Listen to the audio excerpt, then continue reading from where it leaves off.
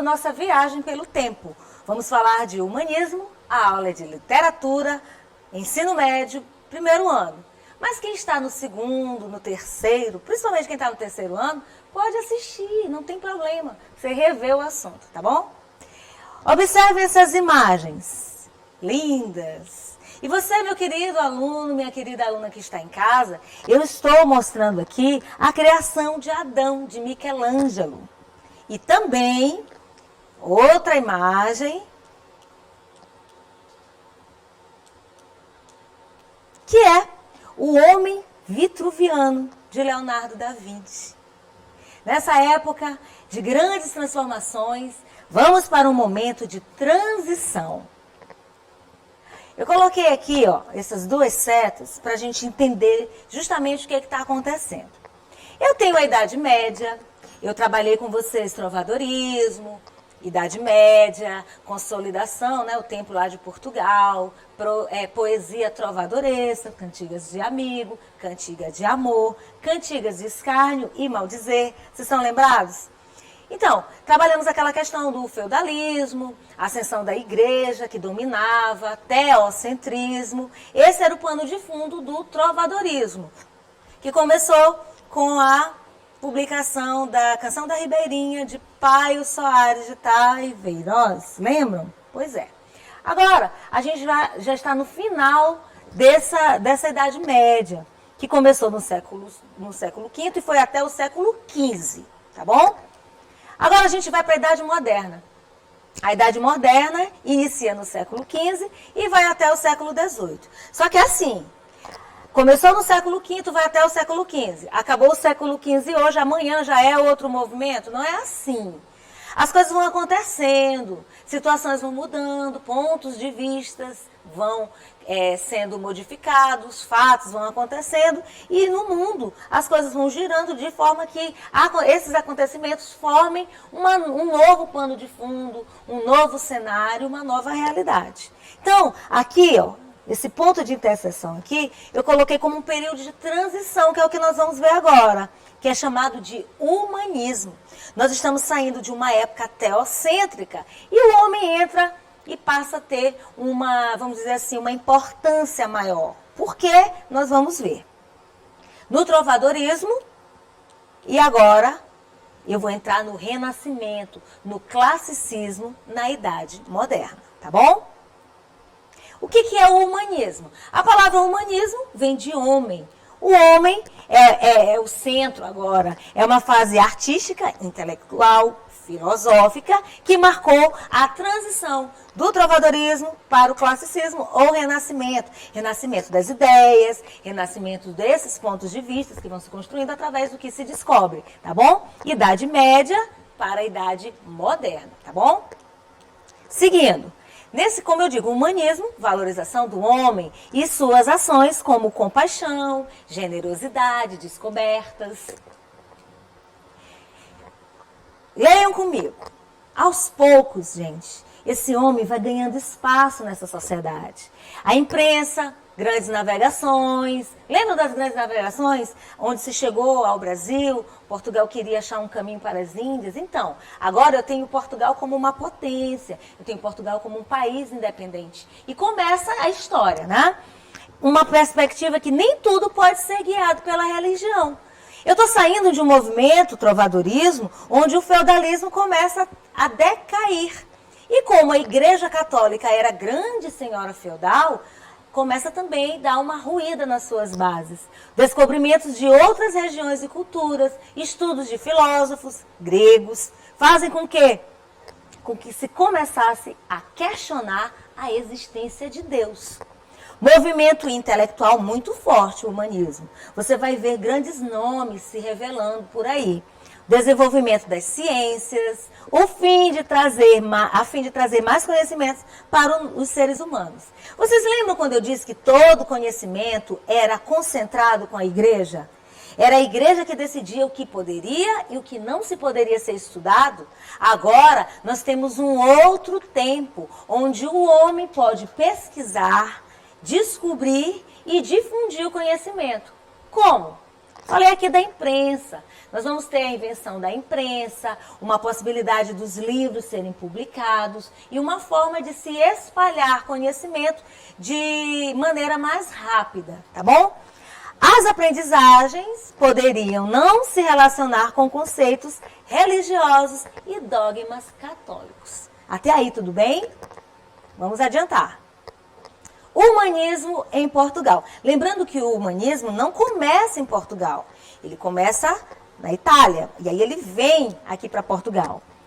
Como começa o humanismo em Portugal? Com a nomeação de Fernão Lopes como cronista-mor da Torre do Tombo. O que é um cronista? É uma pessoa que escreve crônicas. Ele é um historiador e escreve historiografias, histórias das grandes navegações, de todos os feitos de Portugal. E ele termina o humanismo em 1527, quando Sá de Miranda traz para Portugal um doce estilo, que é chamado de estilo novo, tá? Medida nova, tá? É o início do classicismo como escola literária. Então, o humanismo é um período de transição, de mudança entre trovadorismo e classicismo ou renascimento, tá? É um tempo que surge a burguesia. Burguesia é uma nova classe social. Vocês lembram quando eu falei lá no trovadorismo da questão do ressurgimento do mercantilismo? Com as grandes navegações, a busca por novas terras, a compra de especiarias, os burgueses, que eram pessoas que moravam em burgos, vilas, começaram a ascender economicamente. Eles eram os comerciantes que estavam ali para disputar território e poder com quem? Com a nobreza. Vocês lembram que muitos vassalos eram de origem nobre, não tinham posses e adquiriam terras e tinham que prestar vassalagem aos seus senhores feudais? Pois é, agora a gente tem aqui uma outra classe social, a chamada burguesia, que era composta por quem? Por esses comerciantes que estavam querendo fortalecer o seu capital.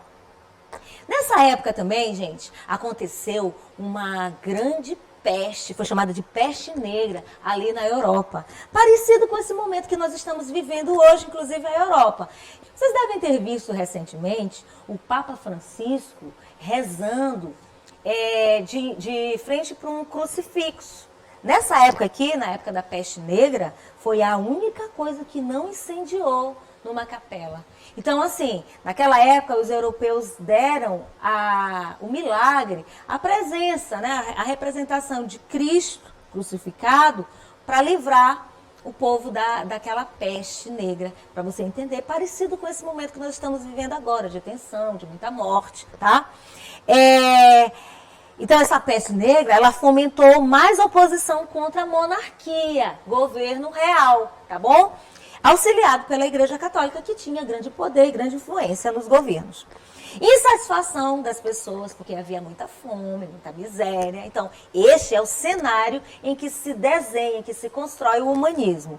Os burgueses, como eu já disse, eles queriam fortalecer o capital, eles queriam fortalecer, eles queriam ser reconhecidos naquela sociedade, anteriormente, né, dividida por classes que a gente estudou na aula passada. Bom, o humanismo, como eu já disse, esquece um pouquinho Deus. Não que Deus não tenha importância, não é isso. Mas a valorização mesmo do homem. Busca o quê? Distanciar dos dogmas religiosos impostos pela igreja, colocados pela igreja. Tem também o naturalismo, que é a busca pela valorização da natureza. Como agora o homem é a figura central desse momento, nós temos o antropocentrismo. Enquanto no teocentrismo, o centro do universo e as explicações para tal está em Deus, aqui no humanismo, o centro agora é o homem, antropocentrismo. E a gente tem também o cientificismo, que é a busca pela ciência para descobrir tantas coisas, como, por exemplo, que o Sol e não a Terra era o centro do universo. Por exemplo, nessa época que se descobriu. Outra coisa, o bifrontismo. Se eu estou saindo de uma época onde eu explicaria todas as coisas em Deus, Eu estou indo para uma época onde o homem tem respostas para muitas coisas. Então, esse bifrontismo é o confronto entre um mundo regido por Deus e um mundo regido pelo homem. A partir de então, os fenômenos físicos, biológicos e químicos precisam apresentar uma explicação pautada na natureza e não naquelas questões religiosas, como a gente acabou de falar, tá bom? Um esclarecimento sobrenatural e, é claro, religioso. Antigamente se explicava dessa forma. Agora, no humanismo, tem que se estudar. Tem-se informações para se buscar e era isso que acontecia. O humanismo permite o desenvolvimento do pensamento científico e se consolida na idade moderna. Olha só, eu botei essa figura aqui, você que está em casa não está vendo, mas imaginem uma cabeça com ferramentas ali no lugar do cérebro, trabalhando, pensando, pesquisando. É o racionalismo, a razão, a ciência para explicar coisas e chegar a conceitos bem mais relevantes. Nessa época, eu tenho a distinção entre música e poesia. Falando do trovadorismo, as poesias eram cantadas. Os trovadores eram aquelas pessoas que cantavam as suas músicas, os seus poemas. As cantigas eram chamadas assim porque elas eram acompanhadas de instrumento musical. Então aqui, uma nova forma de fazer arte é separar. Música é música, poesia é poesia. Descrição detalhada da figura humana. Gente, a valorização do homem é isso. O homem é importante, o homem pensa, o homem busca, o homem raciocina, o homem explica. Então, essa busca como que eu vou dizer? Diferenciar o ser humano na sociedade, colocá-lo como destaque. Descentralizar, reforçando o conhecimento e o poder que eram controlados pela igreja, pela monarquia, após o sistema feudal. Então eu tenho que entender o quê? No sistema feudal, a igreja tinha uma posição de destaque. Aqui eu tenho o declínio do feudalismo. Então a igreja começa a ter vamos dizer assim, dar uma ruída nas suas bases. Ela não perde o controle, mas ela perde um pouquinho de espaço nesse novo cenário. Como que o humanismo se desenvolve nas artes? A forma como os pintores e escritores desenvolviam suas obras. Os artistas tinham como premissa básica a utilização da arte como veículo de crítica social. Hoje ainda é assim.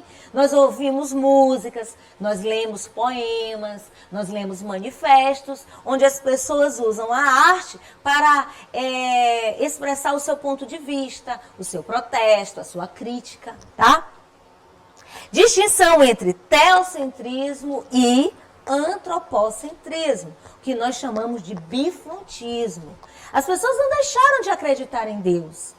E tudo que é novo, gente, tira um pouco assim de conforto. É muito fácil nós caminharmos por um período de tempo, achando que as coisas são de um jeito, e de repente se descobre que não é bem assim, tá? Nesse caso da poesia, a separação entre o texto e a música. E aí entram as crônicas, que eu já falei no início, buscavam relatar a vida da monarquia, a vida dos reis, a partir de documentos históricos, por isso que são historiografias, necessitando de objetividade para se relacionar com a razão.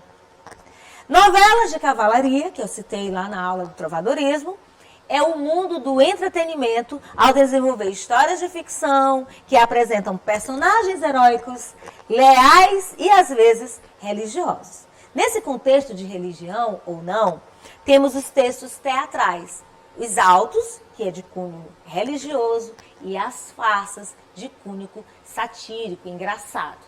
E, às vezes, até para polemizar o negócio.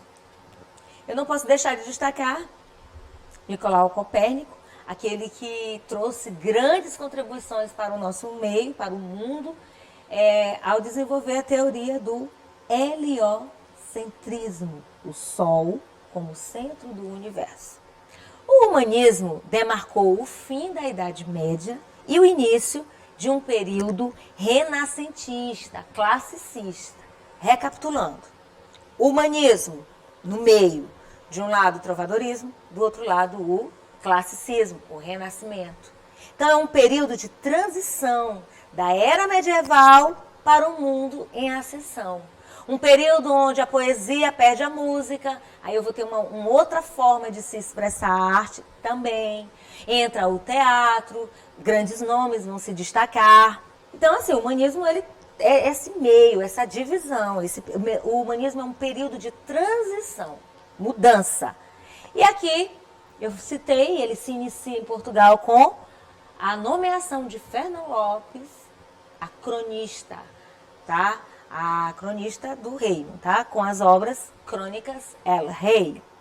E aí, na questão do teatro, aparece Gil Vicente, conhecendo uma obra dele, A Farsa de Inês Pereira, O Alto da Barca do Inferno. Eu não sei por que esse alto nunca virou um filme. É tão engraçado.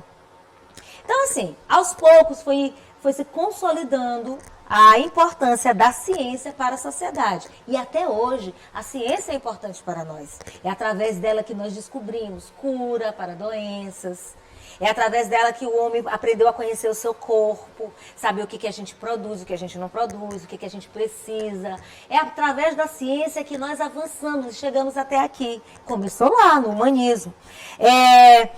A sociedade começou a divergir, a distinguir dogmas religiosos da razão e evitar que o teocentrismo, tá? E fortalecer o antropocentrismo. Repito, as pessoas não deixaram de acreditar em Deus, mas elas passaram a justificar muita coisa através da ciência. Então, assim, né, se constrói o humanismo na literatura. Poesia palaciana. Eu não falei para vocês que as cantigas perdem o som, o acompanhamento de instrumentos musicais? Então, ela passou a ser produzida em ambientes dos palácios, por isso que o nome é palaciana, feita por nobres destinados à corte. E ao contrário dos códices, que eram os manuscritos trovadorescos, grande parte da produção poética desse período foi recolhida por Garcia Rezende no Cancioneiro Geral, formado por 880 composições impressas em 1516. Impressas, por quê? Porque Gutenberg inventou a imprensa. Na verdade, ele inventou a prensa, né? Uma forma de se prensar, né, o papel e criar, vamos dizer assim, cópias. Ele inventou a Xerox na época. Ele permitiu que os escritos pudessem ser registrados, compilados em cancioneiros. No cancioneiro tem várias poesias escritas. Um livro, gente, para vocês entenderem. Vamos para os autores e obras? Eu falei de Gil Vicente, que ele é o pai, né, do teatro português. Ele é conhecido por criar autos, são peças teatrais voltadas para um cunho religioso, e as farsas voltadas para a questão da sátira. Aí eu tenho Alto da Visitação. Você pode cair numa prova de vestibular, um trecho, aí você já pode ir atrás para ver, tá? O Velho da Horta, Alto da Barca do Inferno, que é muito engraçado. E Fernão Lopes, que é o cronista, né? Ele é o maior representante da prosa. A prosa, gente, é um texto que se difere da poesia. Lembra? Poesia é um texto escrito em verso. A prosa é um texto mais com parágrafo, tá bom? Para você lembrar. E a Crônica del Rei. Então, eu tenho destaques aqui no humanismo. Gil Vicente, Fernão Lopes, cronista, né? Gil Vicente no teatro e ele como cronista. Cronista del Rei Dom I, cronista del Rei Dom Fernando e cronista del Rei Dom João I. Os humanistas, eles eram estudiosos, né? Eles se dedicavam e eles buscavam, sabe onde?